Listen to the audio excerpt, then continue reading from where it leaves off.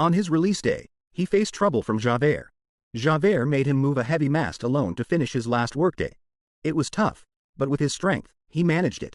He thought he'd be free, but his parole marked him as dangerous. Javert warned him to report to the police or be rearrested.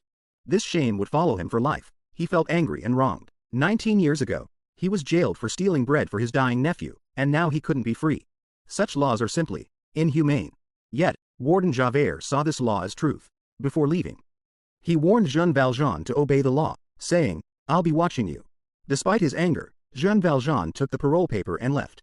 After crossing the Alps, he reached a strange town. The parole paper became a shackle, hindering his job search.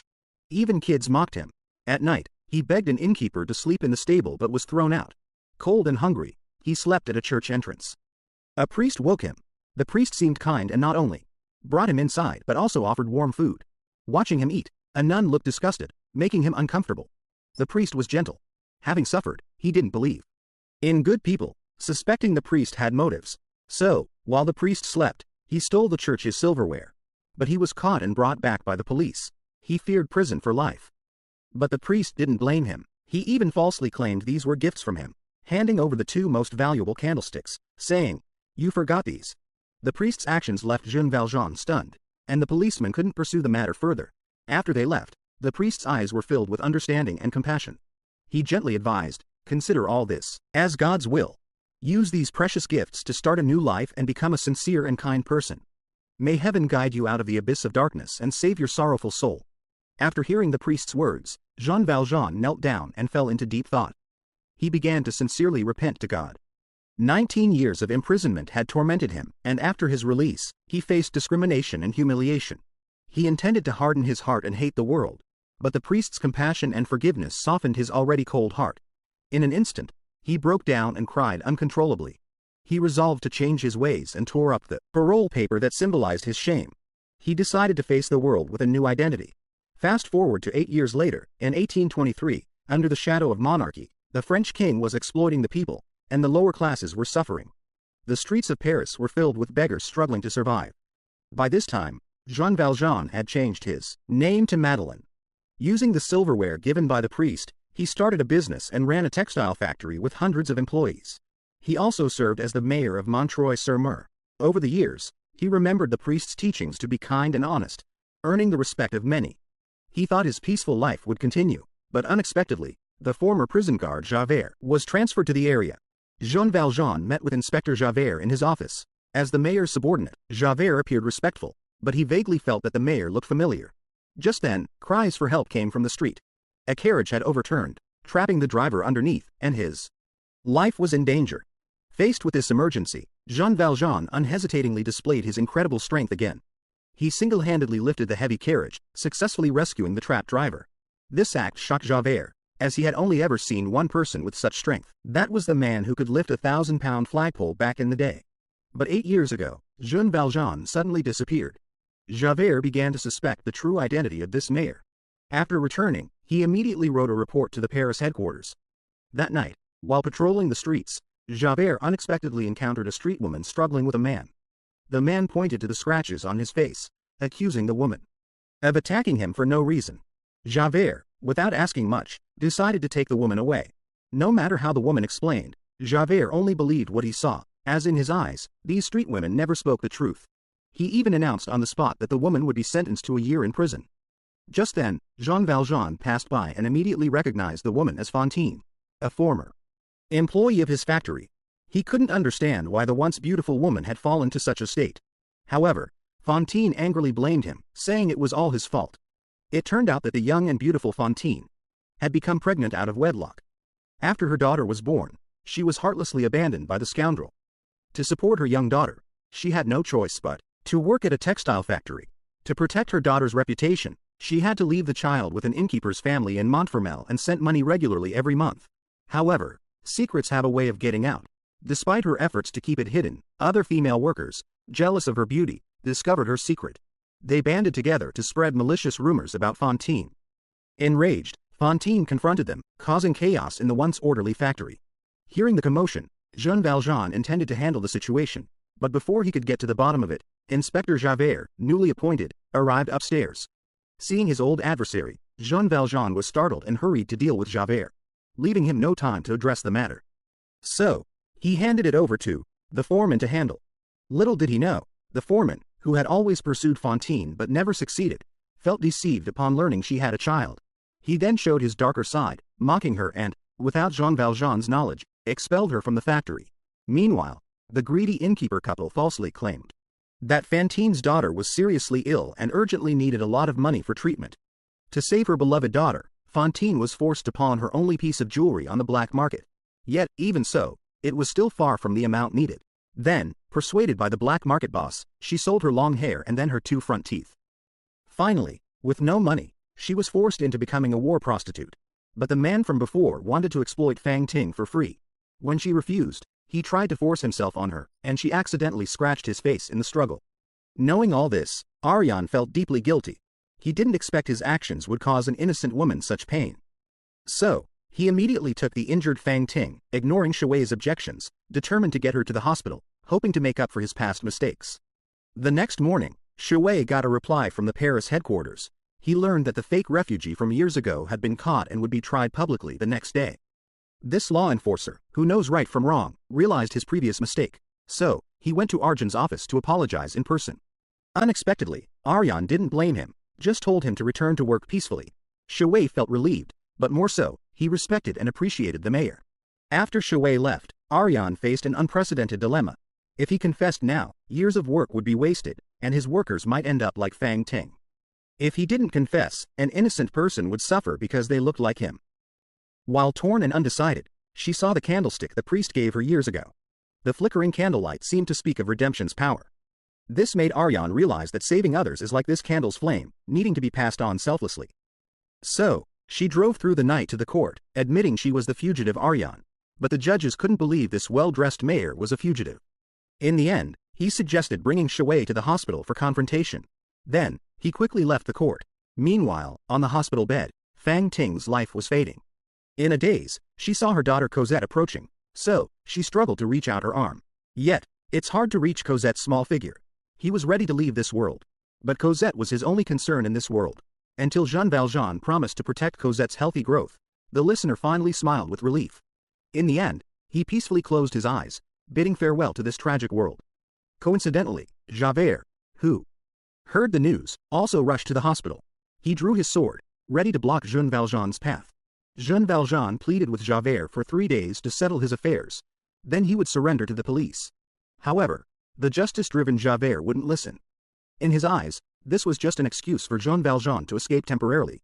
The two fought back and forth for several rounds, still without a winner. Worried about Cosette, Jean Valjean didn't want to tangle with him, so he opened the window and escaped through the water. Soon, Jean Valjean found the starving Cosette in a small tavern. Realizing she had been living a miserable life, it turned out the tavern owners were cruel and wicked. They treated their daughter like a treasure but used Cosette as a little slave, working her hard every day. Even in the cold winter, she only had a thin, tattered coat. Moreover, they often sent her alone into the dark woods at night to fetch water. And if displeased, they would beat her. This made those who learned of it furious, so, to free the poor girl, then, they gave her a beautiful doll and told her, "From now on, I am your father, and I will take good care of you wherever you go." Young Cosette seemed to find a reliance, her eyes glistening with tears as she clung tightly to Jean Valjean. This also gave Jean Valjean a sense of happiness he had never felt before. This feeling of being needed moved him deeply, as if the past hardships no longer mattered. For a moment, it was unclear whether she saved Cosette's bleak life or Cosette saved his lonely self. Now, his world had hope and light again. However, just as they were about to leave the city, Javert, who had been waiting, set up heavy checkpoints at the city gate, determined to capture Jean Valjean. Jean Valjean formed an alliance, taking Cosette, and fled by car. In their haste, they ended up outside a church. And Javert rode swiftly after them. Desperate, they used a rope to climb onto the roof, evading Javert for now. Once sure Javert was gone, they climbed down and ran again. Soon, they met an old man sweeping the street. Before he could ask for help, the old man recognized him. The old man was the one trapped under the carriage that day. To repay the favor, the old man quickly hid them. Thus, they successfully evaded Javert. Missing his chance again, Javert was furious. Looking up at the stars, he vowed, "This time, no matter where, even to the ends of the earth, I will capture Jean Valjean and bring justice." In the blink of an eye, it was now 1832, 9 years later. France's class conflicts were more severe. The common people lived in hardship, while the nobility remained aloof. The people's dissatisfaction had peaked, and revolution was spreading fast. As a young advocate, Marius and others rallied the masses to overthrow the monarchy for a democratic republic.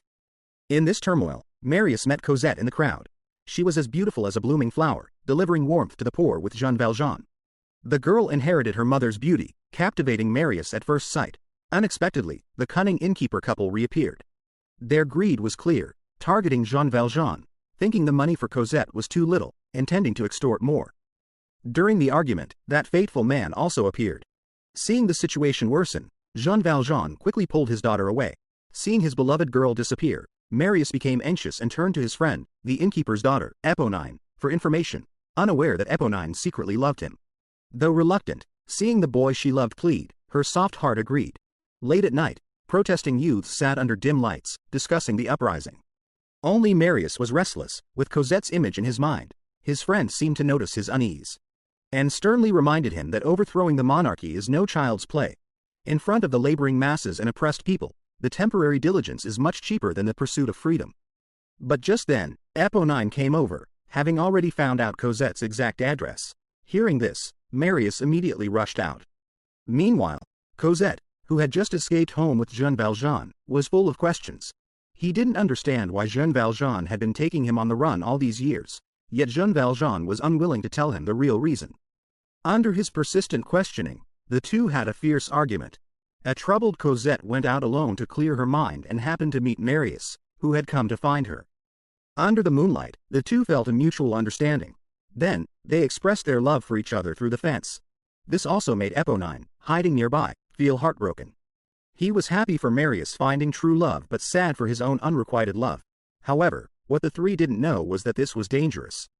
Coincidentally, Eponine's father suddenly arrived with people, clearly intending to seize Jean Valjean's money. After learning of his father's intentions, the kind-hearted Eponine immediately shouted loudly to stop his father's disgraceful actions. The loud shout immediately caught Jean Valjean's attention. He mistakenly thought it was Javert coming to arrest him, so he quickly took his daughter and fled again. In the rush, Cosette left a letter on the door, hoping it would be found by her beloved, but the letter was taken by Eponine. Filled with jealousy, he did not promptly give the letter to Marius. Cosette's sudden departure left the lovesick Marius puzzled. Disheartened, he turned his grief into strength, pouring all his passion into the upcoming revolution. Thus, the next day, the young group clashed fiercely with the soldiers again. Both sides were at a stalemate for a while, with the air filled with the smell of gunpowder. After a brief riot, the passionate youth were forced to retreat to a street, and the local people, upon hearing the news, rushed to help them build defenses at the intersection. Taking advantage of the chaos, Inspector Javert quietly mingled with the crowd, attempting to gather intelligence, but his sinister actions were immediately detected by the clever little Gavroche. Javert was then captured by the crowd and tied up. As night fell, the soldiers launched a fierce attack on the district, facing the well-trained soldiers. These young students, though brave, seem overwhelmed as the defense line is about to collapse. Marius grabs a barrel of gunpowder, ready to go down fighting. The terrified officer leads his soldiers to temporarily retreat. In the recent clash, Eponine and Marius shielded him from a fatal shot. As he lay dying, he tightly held Cosette's heart and handed it to Marius. Although Eponine was jealous, she showed selflessness and courage, sacrificing for love, which deeply moved Marius and everyone present. Sensing he might soon join Eponine in death, Marius wrote a heartfelt farewell letter to Cosette, but it was unexpectedly intercepted by Jean Valjean. He knew this young man had extraordinary charm and might take his daughter away. At the same time, he realized that if he didn't act, Marius might be in danger or even die in the night. After much deliberation, to prevent Cosette from being heartbroken, he decided to rescue Marius alone. He donned a soldier's uniform and cleverly crossed the defense line, but was mistaken for an enemy by the students, who disarmed him. Just then, a soldier launched a surprise attack from the rooftop. Fortunately, Jean Valjean reacted quickly, neutralizing the enemy and dispelling the students' doubts. Upon seeing the bound Javert, he asked the students to let him handle Javert. He then took Javert to a secluded alley. In the dark, he drew a dagger from his waist. Just as Javert thought his life was over, Valjean decisively cut the ropes binding him. Unexpectedly, the freed Javert sneered, saying, "Once a thief, always a thief. Don't think releasing me will make me go easy on you in the future." Despite Javert's bluntness, Valjean showed no regret in his eyes. He calmly told Javert, "I release you without any conditions. I understand you're just doing your duty, so I've never hated you." Javert insisted on using the law to punish crime, while Valjean hoped to resolve it with kindness. Perhaps the real tragedy in this world isn't the clash between right and wrong, but the helpless collision between two equally valid beliefs. As time passed, everyone was immersed in the long wait before the final battle, singing loudly in praise of freedom. On this tense battlefield, a sudden downpour drenched all the ammo, making the shaky defense line even more precarious. At this moment, only a dozen students remained to hold the line. Without the people's support, they became isolated and even began to waver in the face of unlikely victory. In this dire situation, young Luo chose a different path and bravely stepped forward. Though terrified inside, he sang inspiring songs and resolutely walked toward the enemy's guns. Little Luo didn't have a mighty physique, but he used his passion to define the meaning of life. Before finishing his song, his noble soul ascended. Afterwards, the officers urged the youths to surrender to save their lives, but they shouted in unison, "Even if we all perish, others will continue the fight." With a command from the officers, the soldiers pushed the cannons forward, and the final battle began. But the youth's daring was quickly crushed by the enemy's fierce attack. The brave students fell one by one, using their voices to cover the all-encompassing flames. Witnessing the tragedy, Orang had already foreseen this outcome. He quickly lifted the wounded Marius and used the sewer at the alley's end as an escape route, successfully evading the enemy's pursuit. This was the June Rebellion in French history, a tragic tale of brave resistance and fate's twists. After the battle ended, the streets were devastated, littered with soldiers' bodies. When Javert arrived to clean the battlefield, the scene was equally shocking. He crouched before little Luo's body. At that moment, the balance of good and evil in his heart began to tip. The officers he always saw as just and holy wouldn't even spare a child. He also deeply admired little Luo's fearless spirit. So, he offered his cherished badge to the young hero who died at just 12. But after a brief moment of silence, he realized that Jean Valjean's body was not among the dead. After searching, he found an open sewer. This seemed to indicate that Jean Valjean was still alive. He instantly guessed Jean Valjean's next move. In the filthy sewer, Jean Valjean encountered the innkeeper looting the dead. Finally, with his guidance, he found the sewer's exit. Javert had been waiting here for a long time, just like 20 years ago. That unforgettable figure lingered in his mind. He pleaded with Javert for an hour to settle Marius, but Javert refused. Without a word, he picked up Marius and walked away into the night. Javert never fired a shot. After Valjean left, Javert's heart was in turmoil. Known for his ironclad impartiality, he was moved by a criminal's mercy. Now, due to his hesitation, he watched the criminal escape. The absolute good and evil he upheld seemed to blur. He began to reflect. Is there a deeper truth beyond justice? Is the power of punishment truly less important than forgiveness? This struggle left Javert unable to see the true meaning in chaos. He sank deeper into moral beliefs, unable to face his humanity or transform. Like a martyr, he jumped into the Seine, ending his life alone. Days later, Marius awoke from a coma, relieved the Dr. Valjean found saved her. Yet, the ruins and bloodstains of fallen comrades caused immense pain. The struggle of surviving while comrades perished was overwhelming.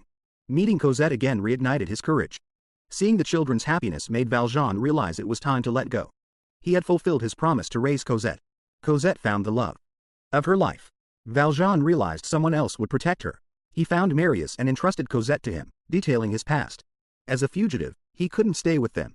If captured, it would ruin Cosette's reputation. He asked Marius never to tell Cosette, and this was gladly agreed to by Marius. Afterwards, Jean Valjean, filled with unappreciated grievances, left his daughter in sorrow.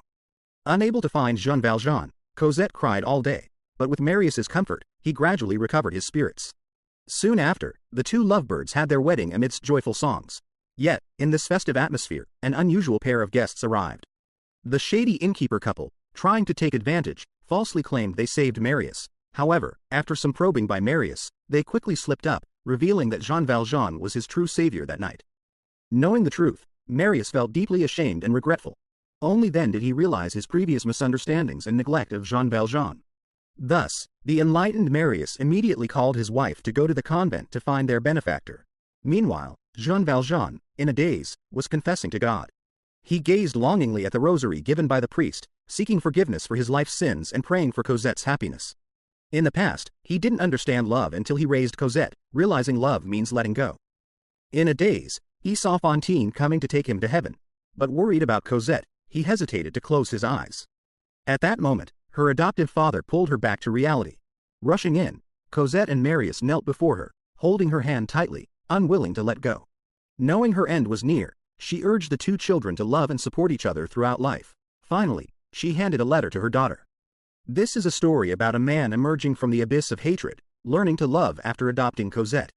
She instructed Cosette to open it after her death. With Fantine's reappearance, Jean Valjean's soul departed with her. Les Misérables, directed by Tom Hooper, starring Hugh Jackman and Anne Hathaway, is a 2012 musical film. It powerfully portrays the human struggle and redemption from Victor Hugo's novel with epic and delicate music. It's not just a film, but a mirror reflecting reality and soul, making us reevaluate life's meaning through tears, from a bread-stealing prisoner to a saint bearing the mission of redemption. Every lyric. The camera captures tears of blood as she tears up the parole papers in the church, the oppressive angle intertwining with holy light, symbolizing rebirth in despair. Fantine's song, I Once Had a Dream, tears away society's mask of hypocrisy. Her singing is not a performance but a blood and tears indictment of fate. The film's core theme is redemption. But her answer goes beyond the personal. Jean Valjean's transformation begins with the priest's benevolence. That light not only illuminates his soul but also passes on to Cosette, Marius, and even Javert. When Javert removes his medal by the Seine, choosing faith over conflict, the class divide dissolves in the awakening of humanity. Hugo's portrayal of Valjean's journey tells us true. Redemption is not self-preservation but awakening goodness with love, fighting the coldness of the era. Just like the youth singing, red and black, the spark of revolution may die, but red is the dawn sky, black is the inevitable. The long night ends. Hope continues in its transmission. The most moving revelation of Les Misérables is that after tearing away the cloak of suffering, one still believes in the nobility of humanity. Fantine's humiliation of selling her teeth for her daughter contrasts with Cosette's rebirth in Marius's arms, revealing a harsh truth. Individual tragedy often stems from systemic shackles. Yet, the film doesn't stop at criticism but uses Valjean's sacrifice to prove that even in the abyss, one can choose to be a torch. When he carries Marius through the sewers, his silhouette in the darkness is like a saint bearing a cross. True dignity lies not in status but in whether one can protect a glimmer of light in the dark. In the film's finale, all the deceased return to join the chorus, like a confession across time and space. Hugo once said the greatest happiness in life is feeling loved, but Les Misérables tells us that more precious than being loved is choosing to love in a world still full of injustice. In this world, we may not change the era's backdrop, but everyone can be like Valjean, melting prejudice with tolerance, fighting absurdity with kindness. As the camera pulls away and the smoke of Paris clears, only the melody of redemption eternally echoes. This might be the film's deepest revelation to the audience. Under the theme of misery, the brilliance of humanity never fades, and hope always belongs to those who dare to believe. Well, that's all for today's movie sharing. Please like, comment, and share. Looking forward to seeing you.